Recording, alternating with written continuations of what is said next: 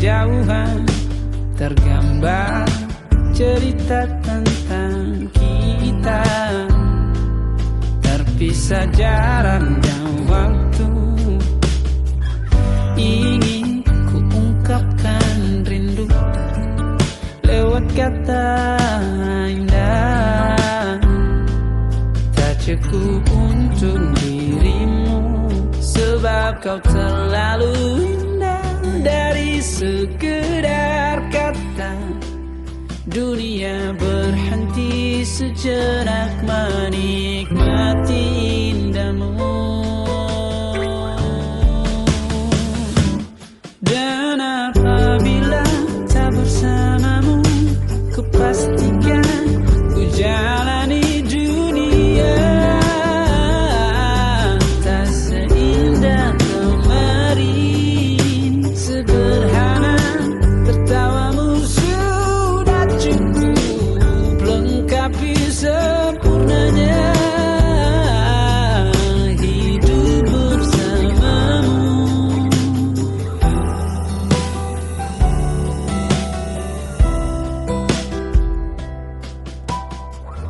Jika hariku lalui tanpa hawamu, percuma senyumku dengan dia.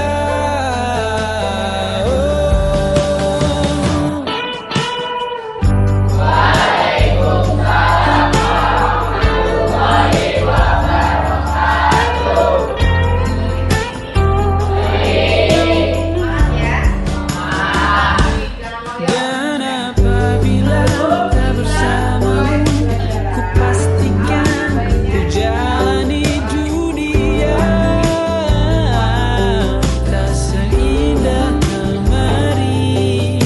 Sederhana, tertawamu sudah cukup lengkapi sempurnanya hidup bersamamu. Apabila tak bersamamu, ku pastikan ku jalani dunia tak seindah kemarin. Sederhana, tertawamu sudah cukup lengkapi sempurnanya hidup bersamamu.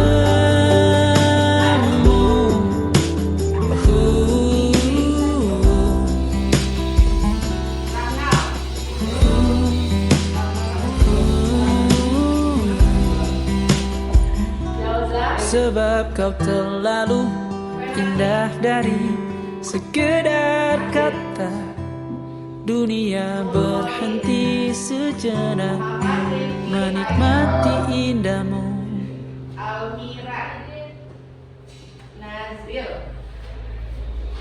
Kaisan Yafi, Aditya. Yang tidak berangkat berarti Ali sama Hussein, ya.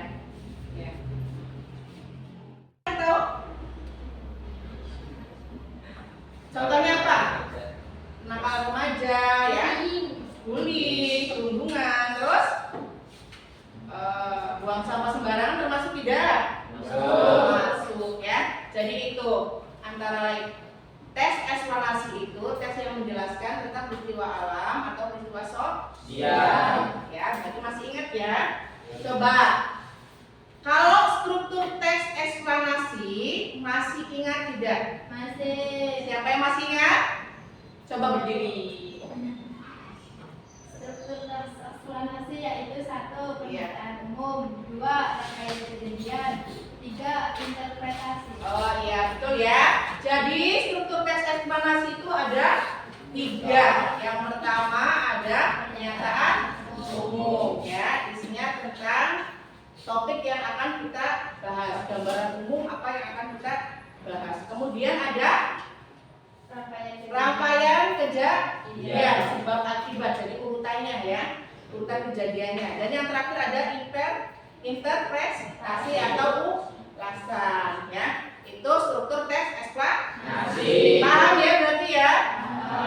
Kalau kebahasan tes eksplanasi, unsur kebahasan tes tidak? Masih ingat tidak? Masih? Siapa yang ingat? Berdiri. Kaidah pembahasan teks eksplorasi dibagi menjadi 4. Ya. Yang pertama menggunakan kalimat pasif, Ya. yang kedua menggunakan konjungsi kasual dan waktu. Misalnya jika, bila, sehingga, kemudian. Ke sana. Jangan seperti ini.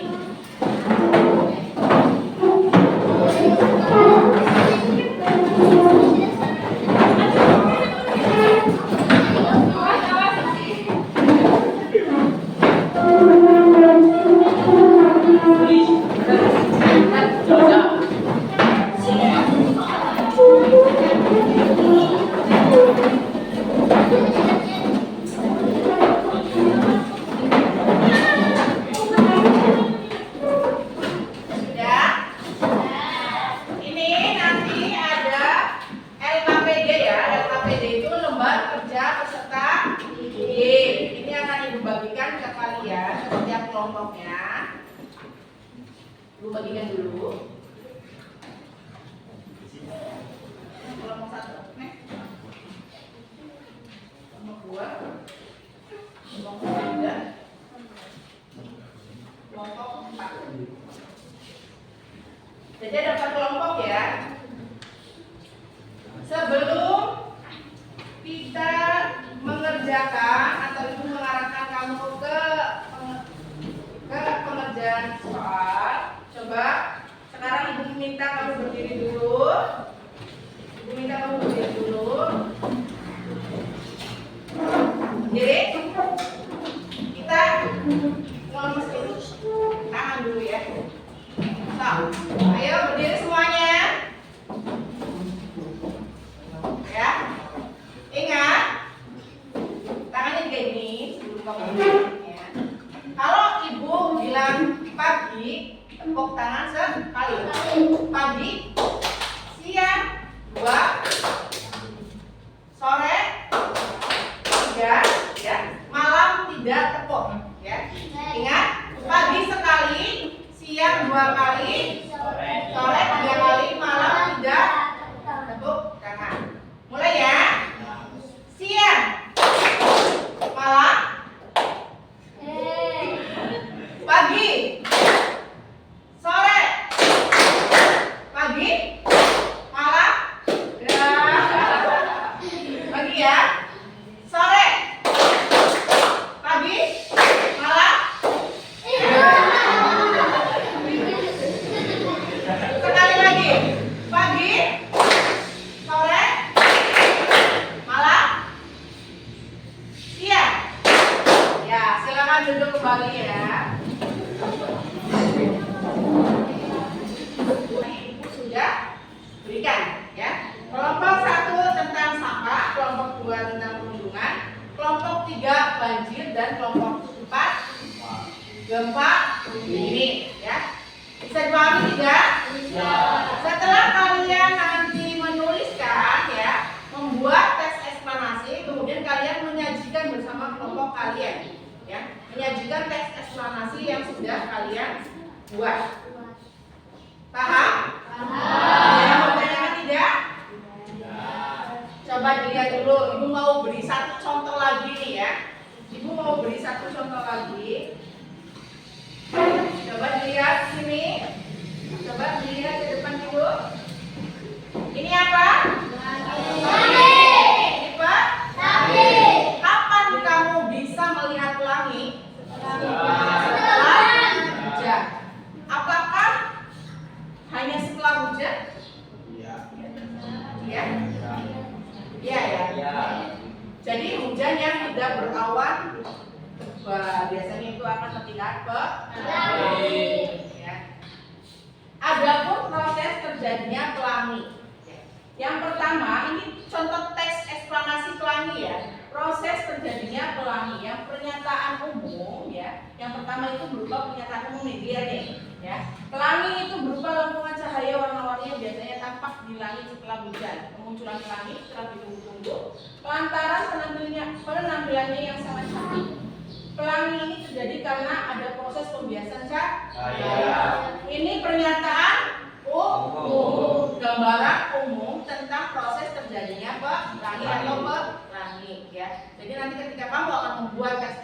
relasi, bikin dulu gambaran tentang apa yang akan kamu buat, topiknya sesuai topiknya.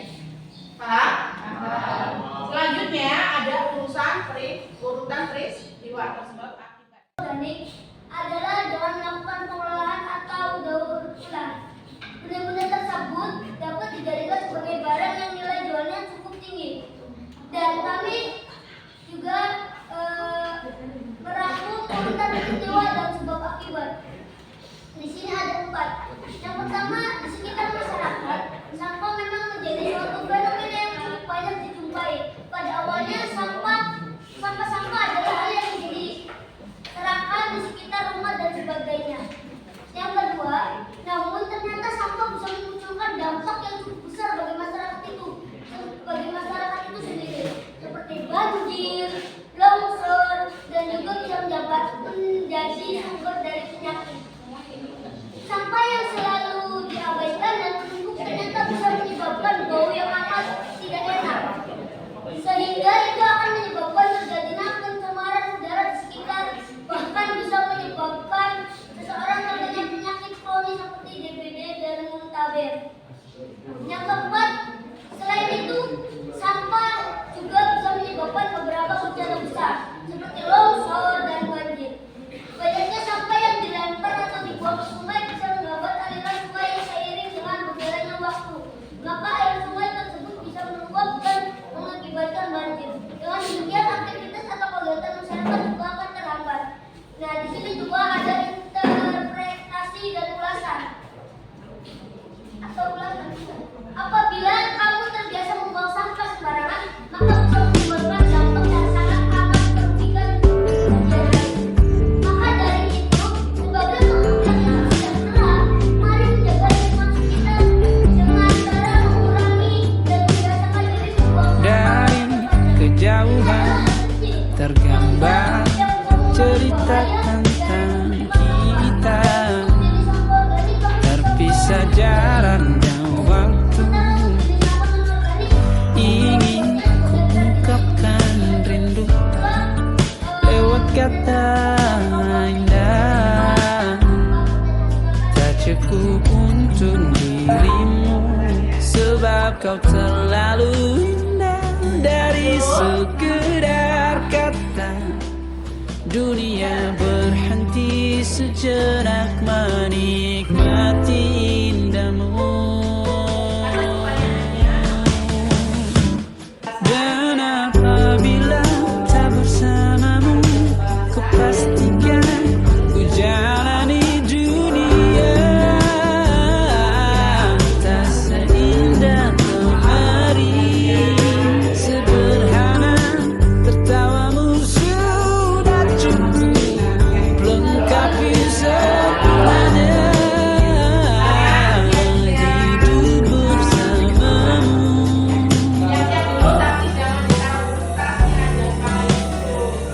kita berdoa dulu. Masukkan alat manusia, jangan sampai Jika hariku lalui tanpa hawamu, percuma senyumku dengan dia.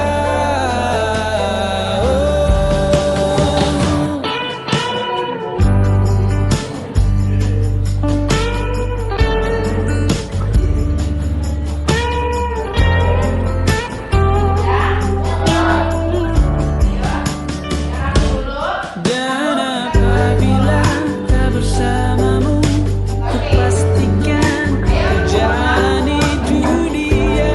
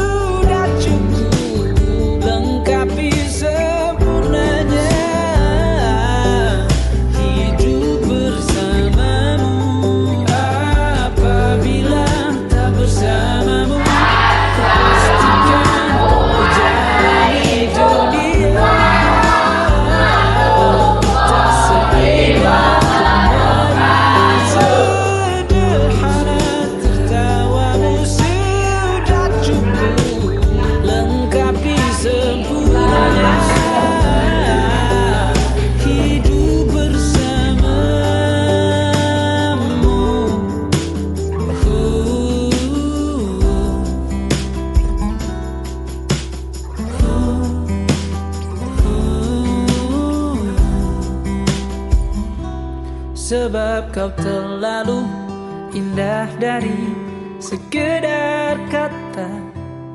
Dunia berhenti sejenak menikmati indahmu.